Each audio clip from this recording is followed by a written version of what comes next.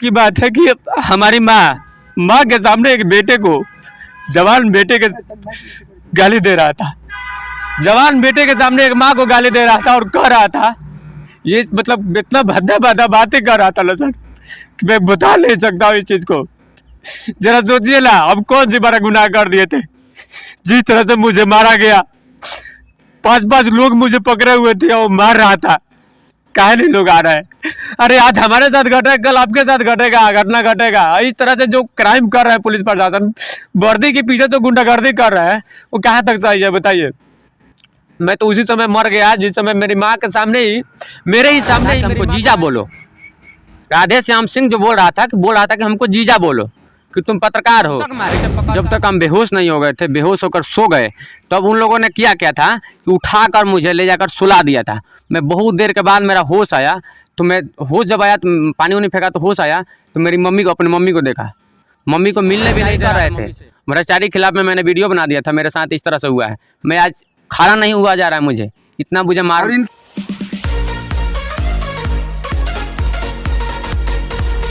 नमस्कार, आप देख रहे हैं सूचना केंद्र और मैं हूं आपके साथ हरियाणा यादव।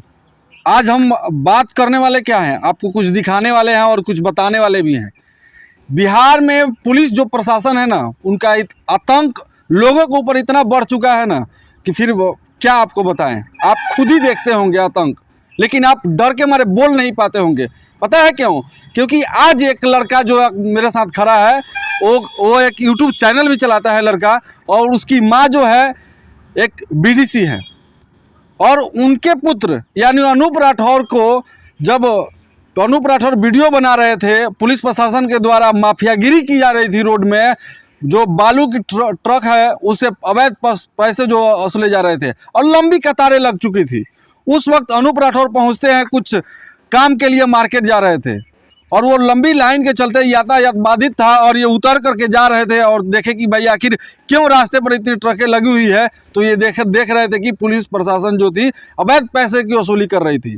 इन्होंने मोबाइल निकाला और जैसे ही वीडियो बनाना शुरू किया, प्रशासन ने इनको पकड़ कर बेरहमी से कस के पिटाई की, और पिटाई कर करके उठा करके ले जाके थाने में बंद कर दी, और इनका मोबाइल लेकर के जो वीडियो इन्होंने बनाया था उसको डिलीट कर दिया। ये है पुलिसों का आतंक।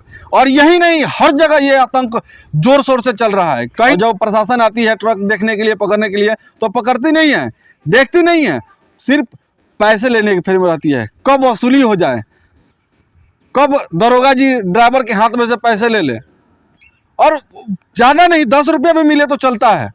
ये हालत हो गई है पुलिस प्रशासन की। प्रशासन पर से तो लोगों का भरोसा उठ गया है कि शायद प्रशासन किसी को न्याय करे, और वो गुंडागर्दी अभी चल रही है ना बिहार में कि कोई बोलने वाला नहीं है। क्यों बोलने वाला नहीं है? क्योंकि प्रशासन ही गुंडागर्दी करता है, प्रशासन ही घूसखोर है, प्रशासन ही भ्रष्टाचार का मुख्य कारण है, और ये भ्रष्टाचार इसीलिए फैला हुआ है।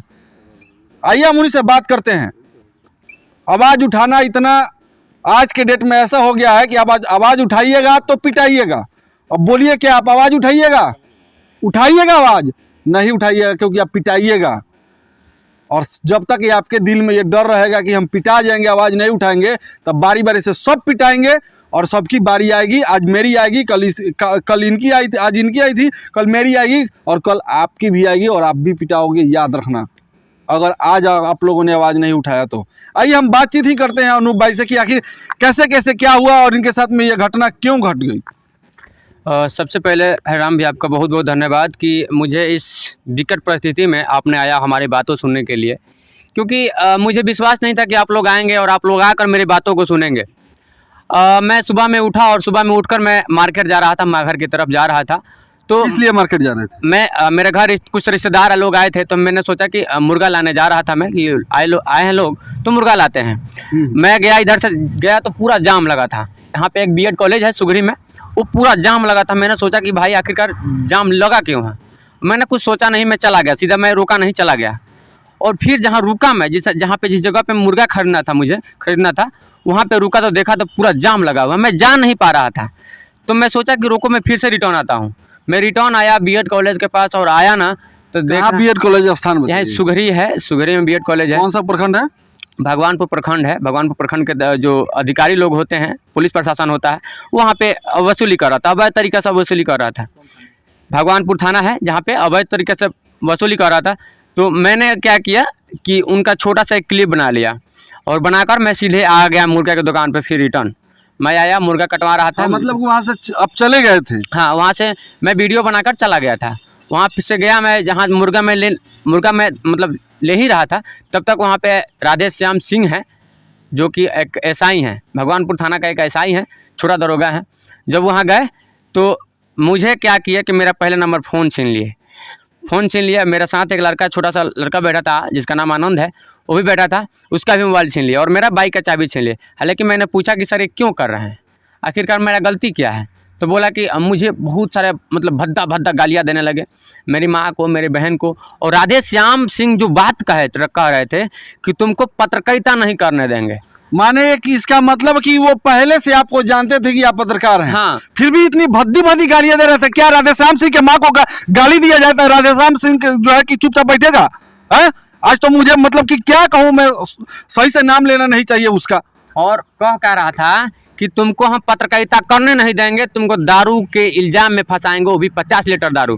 वो हमको ले गया, यहाँ से मारते ले गया था। मेरी माँ का गाली दिया, बहन का गाली दिया, और तो और कह रहा था कि हमको जीजा बोलो। राधे श्याम सिंह जो बोल रहा था कि हमको जीजा बोलो, कि तुम पत्रकार हो। ऐसे पकड़ कर मुझे ऐसे ऐसे पुलिस प्रशासन को आप सोचिए क्या करना होगा। शायद आप जिंदा होंगे, नहीं तो मर गए होंगे आप भी, तो इसके पीछे आवाज नहीं उठाएंगे। हम लोग जो रास्ते पर आते हैं तो आप लोग घर में सही से और आपका काम होता है, जब ऑफिस में आपका काम नहीं होता है वो पत्रकार का दरवाजा खटखटाते हैं। आज पत्रकार विकट परिस्थिति में है और पत्रकार की माँ बहनों की गाली दी जा रही है। तो अगर शायद आप जिंदा होंगे तो ये अनूप राठौर के लिए आवाज उठाएंगे, नहीं तो मैं समझूंगा कि सारे लोग मर चुके हैं और ये पत्रकारों को भी माइक रख के और सो जाना चाहिए घर में, क्योंकि किसी के लिए आवाज उठाने की कोई जरूरत नहीं है। मैं बस यही विनती करना चाहूँगा आप लोगों से, और जितने भी इस वीडियो को लोग देख रहे हैं, सोशल मीडिया के जितने सोशल एक्टिविस्ट लोग हैं, जितने पत्रकार लोग हैं, उन लोगों से मैं कहना चाहता हूँ कि आइए आज, क्योंकि आज एक पत्रकार के साथ घटना घटा है, कल आपके साथ भी घट सकता है। आइए आप आवाज़ उठाइए और सवाल कीजिए उनसे कि गलती क्या थी मेरी। मतलब कहाँ मारे हैं, जरा दिखाइए। देखिए ये मेरा काम नहीं कर रहा है, ये हमको लग रहा है क्यों ना जरा नजदीक आके दिखाइए, क्योंकि बहुत गंभीर चोट लगा है।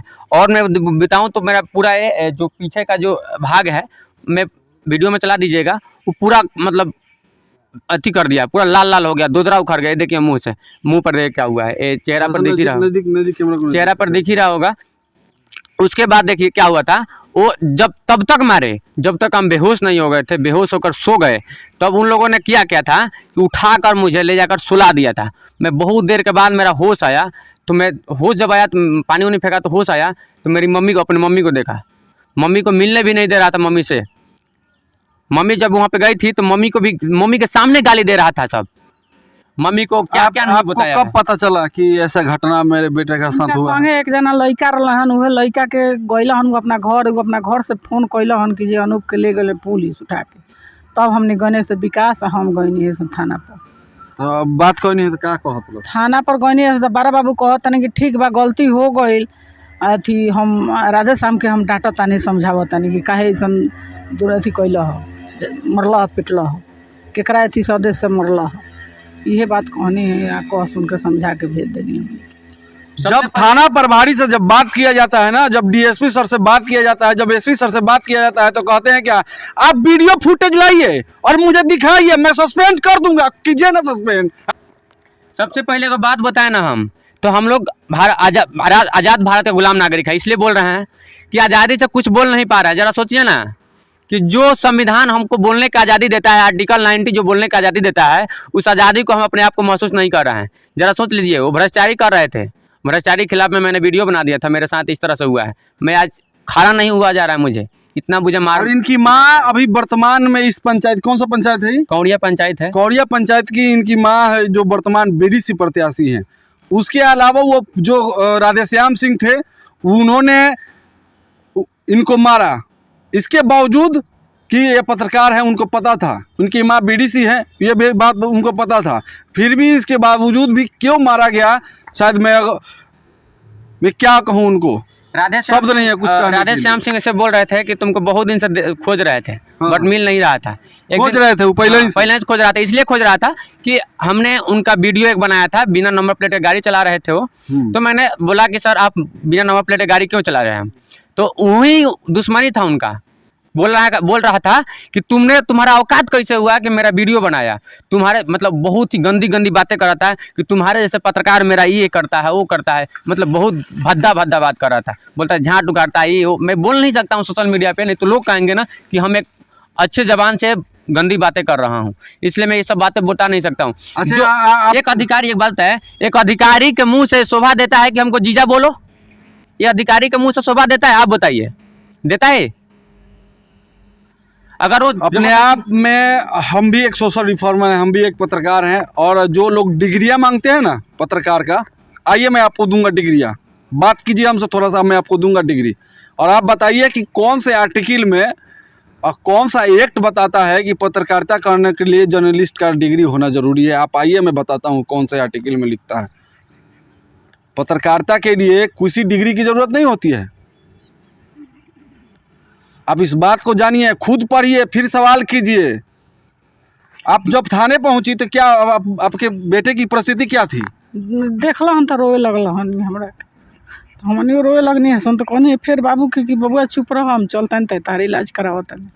दूसर हम का कहें, बारह बाबू लगले हैं समझावे कि जे जाए दी, अब तो गलती हो गई, मुआ दहे में तब कहें कि गलती हो गई। ये कौन सवाल है? क्या बीत रही होगी आज एक माँ के ऊपर कि इंसाफ के लिए, इंसाफ दुख की बात यह है ना, बहुत दुख की बात है कि हमारी माँ के सामने एक बेटे को, जवान बेटे के गाली दे रहा था, जवान बेटे के सामने एक माँ को गाली दे रहा था और कह रहा था, ये मतलब इतना भद्दा भद्दा बातें कर रहा था ना सर कि मैं बता नहीं सकता हूँ इस चीज़ को।